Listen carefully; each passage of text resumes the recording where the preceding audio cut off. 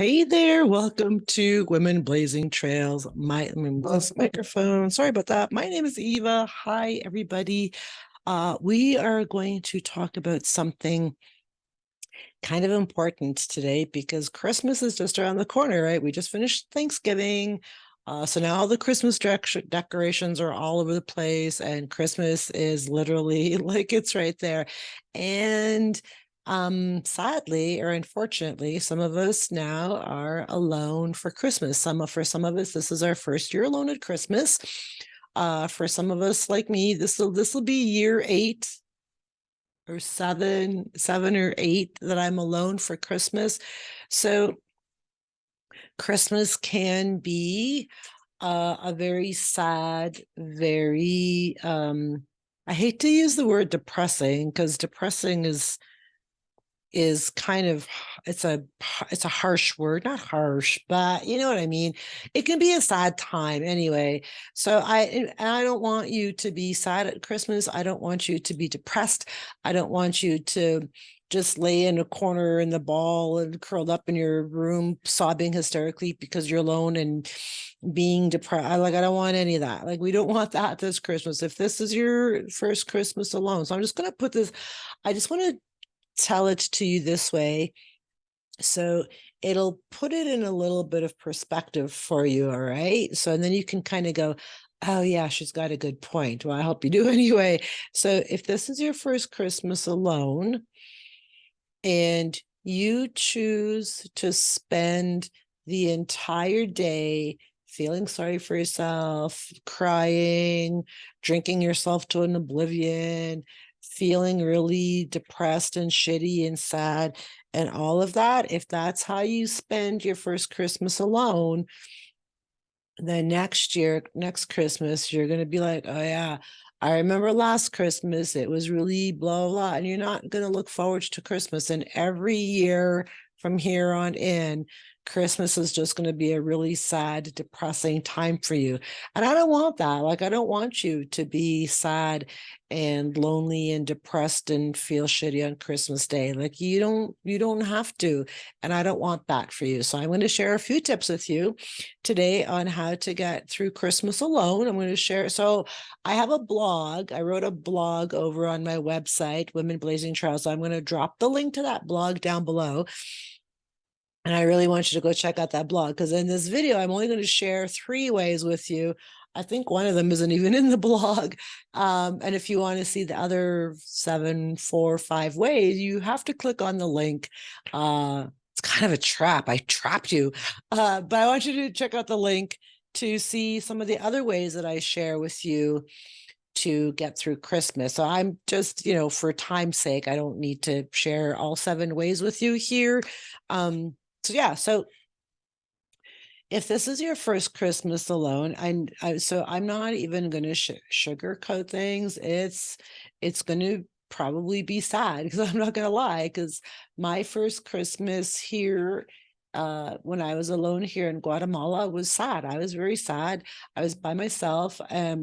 I think my son was actually in Asia at the time, and I hadn't seen him for 2 years. So I had no family. I only had a couple of friends here. I got here in October of 2015. So I'd only been here for 2 months. I didn't really have any friends. I hadn't really met anybody. So I was really alone here on Christmas Day, but I made the most of it. So waking up Christmas morning is sad. And now, I mean, for me now, it's not so much anymore, but it was sad in the beginning. I'm not going to lie and say, oh, you'll be fine. It's okay. You won't even know. That would be lying.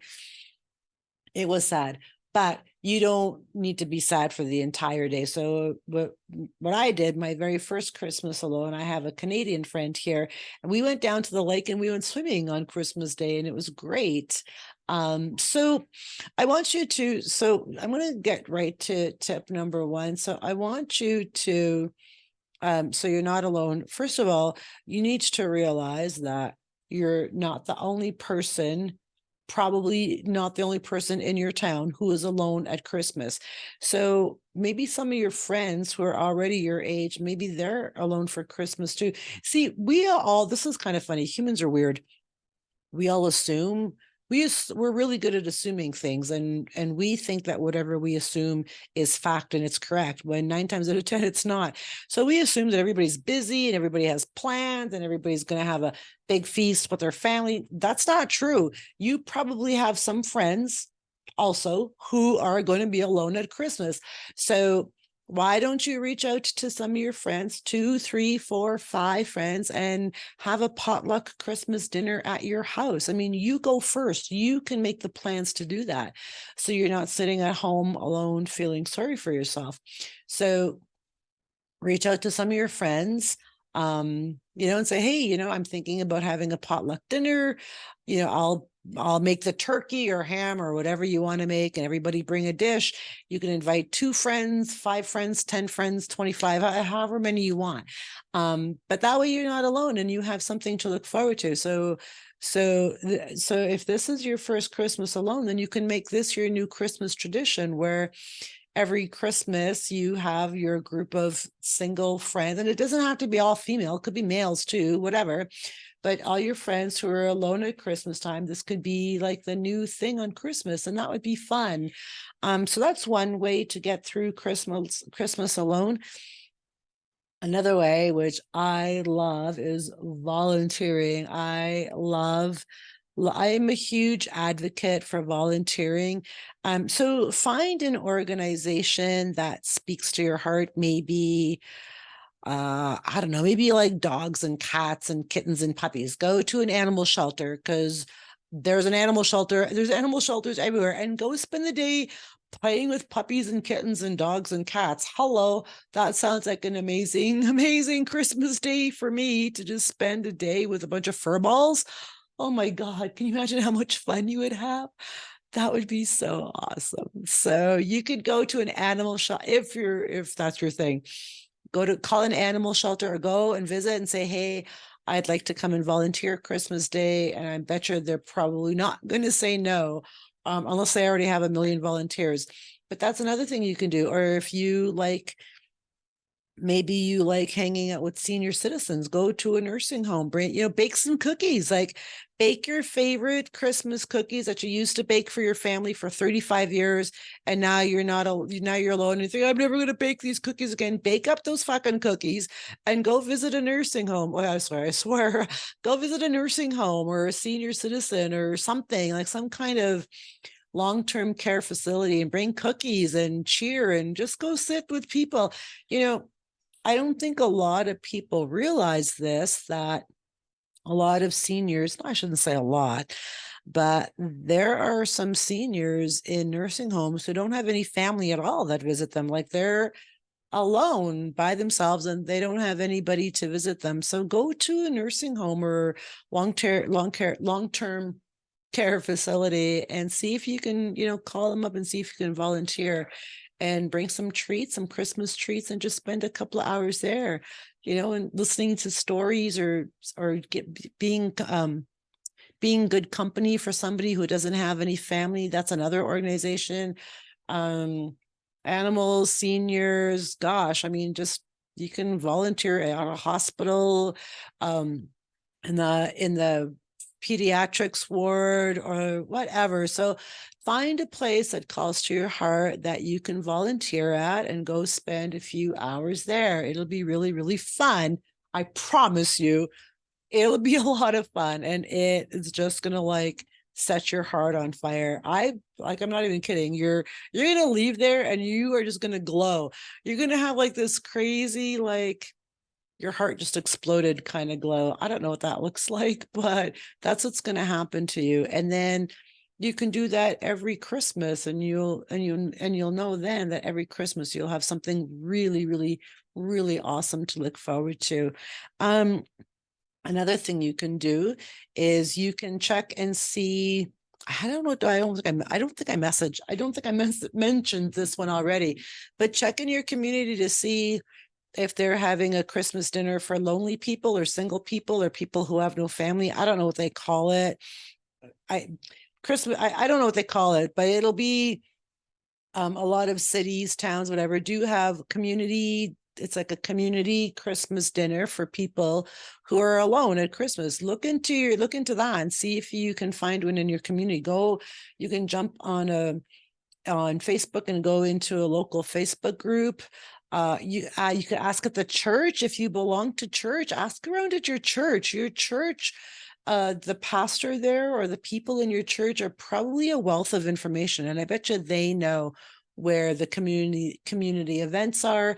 Maybe your church is having like, who knows? Like, the possibilities are endless, but you have to ask. Like, you have to look for things to do and places to go. Like, they're not going to land on your doorstep. Like, you have to be proactive, and you have to actively seek out things to do or places to go, so that you're not alone at Christmas. So that once you start something, like, let's say you find something this Christmas and it's really awesome and you love it so much, and then you get home at the end of the night and you had like the most amazing Christmas ever, then you can do that every Christmas, and you'll have something to look forward to, instead of just curling up in a ball, sobbing hysterically and feeling sorry for yourself, because that's just no way to spend Christmas. And I think I want to finish with, I just want to make a note about something.